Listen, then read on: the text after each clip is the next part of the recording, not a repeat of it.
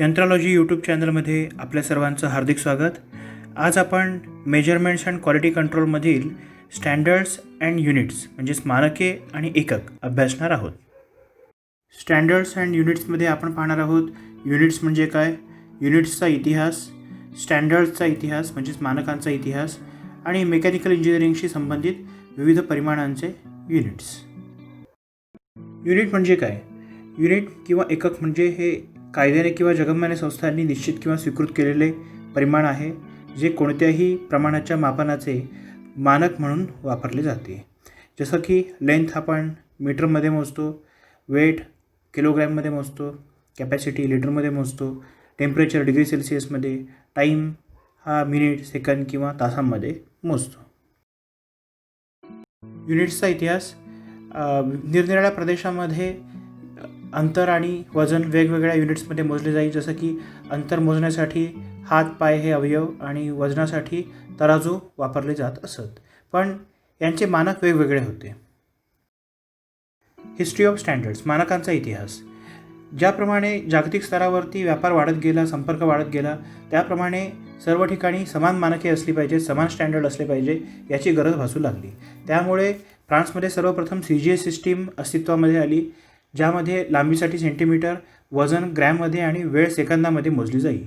यामध्ये हे 3 प्रमुख युनिट होते, पण हे युनिट लहान असल्यामुळे 1889मध्ये MKS सिस्टीम प्रस्तावित केली गेली, ज्यामध्ये लांबी मीटरमध्ये, वजन किलोग्रॅममध्ये आणि वेळ सेकंदामध्ये मोजली जाते. त्यानंतर याची सुधारित आवृत्ती म्हणजे SI सिस्टीम ही 1960मध्ये प्रकाशित झाली. यामध्ये 7 प्रमुख युनिट आहेत, ज्यामध्ये लांबी मीटरमध्ये, वजन किलोग्रॅममध्ये, वेळ सेकंदामध्ये, विद्युत प्रवाह ॲम्पियरमध्ये, तापमान केल्विनमध्ये, पदार्थांचे प्रमाण मोलमध्ये आणि प्रकाशाची तीव्रता कॅन्डेलामध्ये मोजली जाते. या युनिटपासूनच mechanical, electromagnetic, chemistry, radio medical science, commerce अशा अनेक क्षेत्रांमधील मोजमापांचे युनिट्स बनवणे सोपे झाले. SI मधील 7 प्रमुख युनिटपासून इंजिनिअरिंगमधील अनेक राशींसाठी मोजमाप करणे सोपे झाले, त्यांचे युनिट्स बनवले गेले. आता आपण पाहू इंजिनिअरिंगमध्ये वारंवार वापरल्या जाणाऱ्या राशी आणि त्यांचे युनिट्स. पहिलं आहे फ्रिक्वेन्सी म्हणजेच वारंवारता. युनिट टाईम म्हणजे आपण 1 सेकंद असं घेऊ, तर 1 सेकंदामध्ये होणाऱ्या घटनांची पुनरावृत्ती. फ्रिक्वेन्सी हर्ट्झमध्ये मोजली जाते.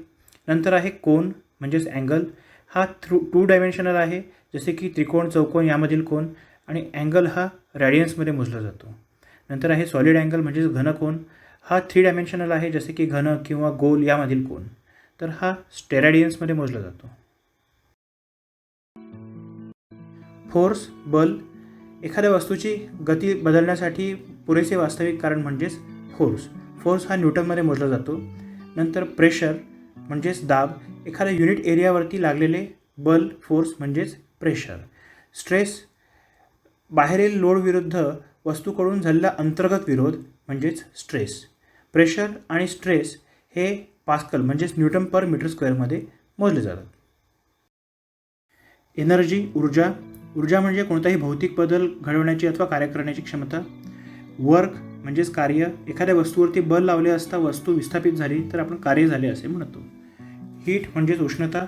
हा ऊर्जेचा प्रकार असून कोणत्याही प्रकारच्या ऊर्जेचे रूपांतर करून ती आपल्याला मिळवता येते. एनर्जी, वर्क आणि हीट आपण जूल या युनिटमध्ये मोजतो. पॉवर म्हणजेच शक्ती, म्हणजेच काम करणे किंवा उष्णता हस्तांतरित करण्याचा दर जो आहे त्याला आपण पॉवर म्हणतो. उत्सर्जित ऊर्जा प्रवाह म्हणजेच रॅडियंट फ्लक्स, म्हणजेच किरण ऊर्जा संक्रमित, प्रतिबिंबित किंवा प्राप्त होण्याचा जो दर आहे त्याला आपण रॅडियंट फ्लक्स म्हणतो. पॉवर आणि रॅडियंट फ्लक्स आपण वॅटमध्ये मोजतो. आता आपण विद्युत क्षेत्रातील काही मोजमापे पाहू, ज्यामध्ये आहे इलेक्ट्रिक चार्ज म्हणजेच विद्युत भार. हा असा गुणधर्म आहे ज्यामध्ये विद्युत चुंबकीय क्षेत्रामध्ये बलाची अनुभूती येते. हा धन किंवा ऋण असू शकतो. तर इलेक्ट्रिक चार्ज आपण कोलोम्ब या युनिटमध्ये मोजतो. नंतर आहे इलेक्ट्रिक पोटेन्शियल डिफरन्स म्हणजेच विभवांतर, म्हणजेच धनप्रभार विद्युत क्षेत्रातील एका बिंदूपासून दुसऱ्या बिंदूपर्यंत स्थानांतरित होताना घडून येणारे कार्य. तर हे पोटेन्शियल डिफरन्स आपण व्होल्टमध्ये मोजतो. नंतर आहे इलेक्ट्रिक कॅपॅसिटन्स. तर विद्युत भार साठवून ठेवण्याची क्षमता त्याला आपण कॅपॅसिटन्स म्हणतो, तो आपण फॅरेडमध्ये मोजतो. नंतर रेझिस्टन्स म्हणजेच रोध. विद्युतधारा वाहून नेण्यासाठी होणारा जो विरोध आहे त्याला आपण रेझिस्टन्स म्हणतो आणि तो आपण ओहममध्ये मोजतो.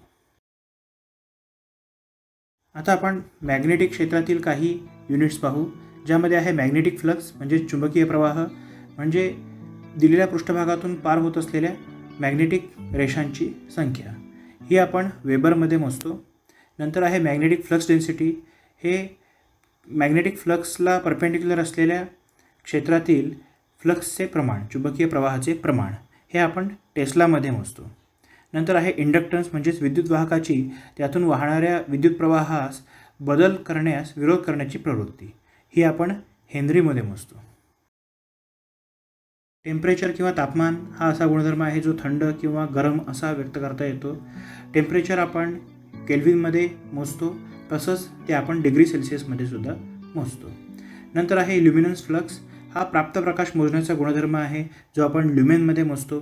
नंतर इल्युमिनन्स म्हणजे दिलेल्या एरियामध्ये किती प्रकाश मिळतो, किती प्रकाशाचा प्रवाह आहे, तो आपण लक्समध्ये मोजतो.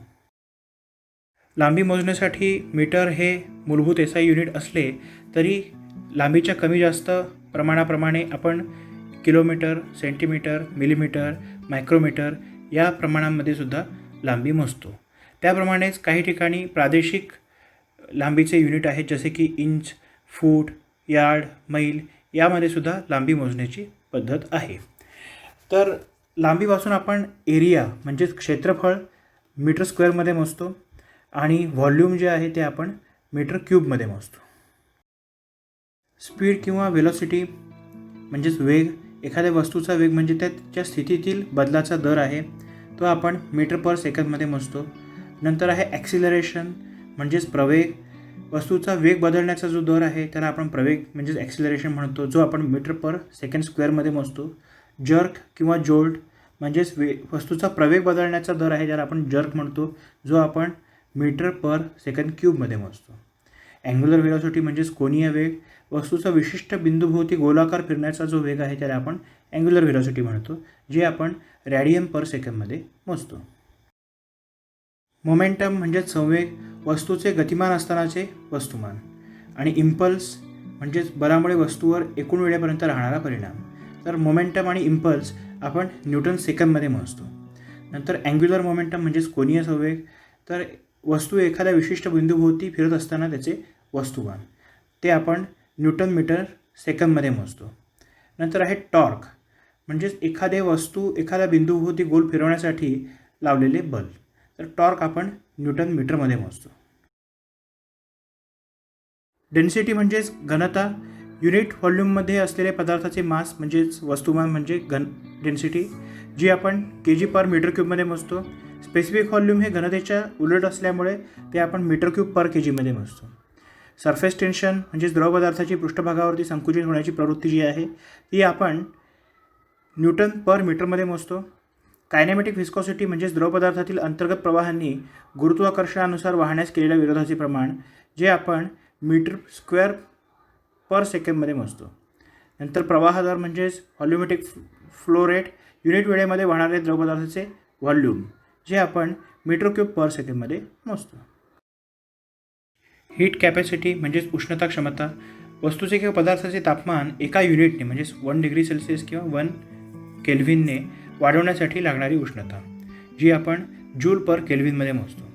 नंतर एन्ट्रॉपी म्हणजेच ऊर्जेचे एका स्वरूपातून दुसऱ्या स्वरूपामध्ये रूपांतर होत असताना उपयोगात न येऊ शकलेली ऊर्जा आपण जूल पर किलोग्रॅम केल्व्हिनमध्ये मोजतो.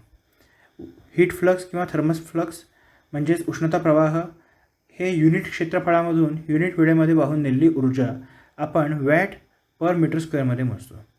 उष्णता वाहकता म्हणजेच थर्मल कंडक्टिव्हिटी, ही पदार्थाची उष्णता वाहून नेण्याची क्षमता आपण वॅट पर मीटर केल्व्हिनमध्ये मोजतो.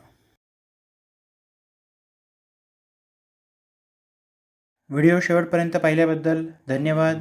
आपल्याला जर हा व्हिडिओ आवडला असेल तर जरूर सबस्क्राईब आणि शेअर करा. धन्यवाद.